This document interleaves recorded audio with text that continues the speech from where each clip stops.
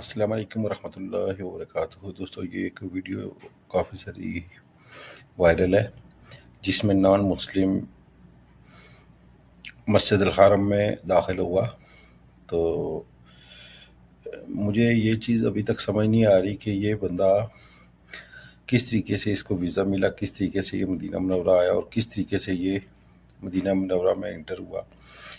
तो मैं आपको दिखाता हूँ वो वीडियो आप देखें। मेरे को नहीं लगता मेरे अलावा कोई और यहाँ पे होगा नॉन मुस्लिम।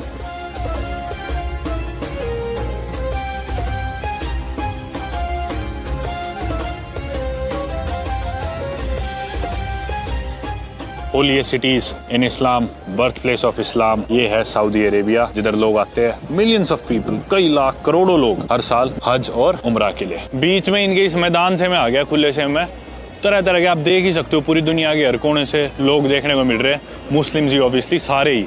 ये है मेरे ख्याल से वो ग्रीन फेंस जो बागी, इसके आगे अपन अब नहीं जा सकते।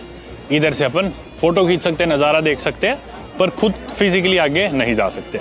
तो भाई ये है अल मस्जिद अन नबावी, यानी कि द प्रॉफिट्स मॉस्क, जिधर प्रॉफिट मोहम्मद बरीड है अंदर।